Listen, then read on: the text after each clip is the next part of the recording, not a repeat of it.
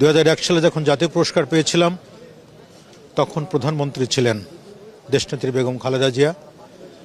হাতে পুরস্কার তুলে দিলেন, গলায় মেডেলটি দিলেন, দিয়ে বললেন তোমাকে অনেক পথ পাড়ি দিতে হবে, অনেক দূর যেতে হবে। প্রতিটি কথা, প্রতিটি নির্দেশনার, প্রতিটি উপদেশ আদেশ হৃদয়ের সাথে মিশে আছে। এক পর্যায়ে ডেকে যখন জাসাসের দায়িত্ব দিলেন সাধারণ সম্পাদক হিসেবে, কেন্দ্রীয় কমিটির সহ সাংস্কৃতিক বিষয়ক সম্পাদক বানালেন। এই সাংস্কৃতিক কর্মকাণ্ড করতে গিয়ে ম্যাডামের সাথে প্রতিনিয়তই কথা হতো, দেখা হতো। উনি পরামর্শ দিতেন, উপদেশ দিতেন, আদেশ দিতেন, নির্দেশনা দিতেন কিভাবে কাজ করতে হবে। আজকে সব কিছু স্মৃতির তালিকায় এ দারুণ হৃদয় রক্তক্ষরণ, কোনোভাবেই মানতে পারছি না।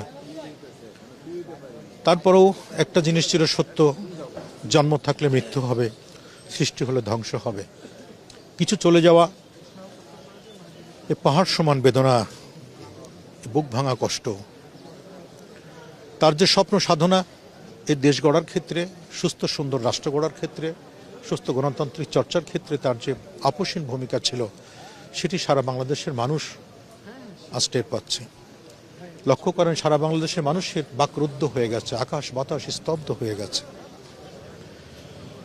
একটা মানুষ আপসীন শব্দটি তার নামের আগে যুক্ত করতে গেলে কতটুকু দায়িত্ববোধ থেকে, কতটুকু তার কর্তব্যবোধ থেকে প্রমাণ করলে এটি হয়।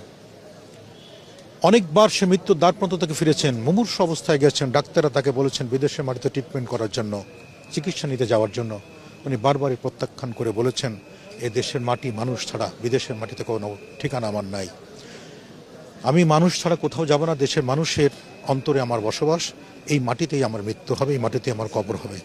আজকে তিনি প্রমাণ করলেন।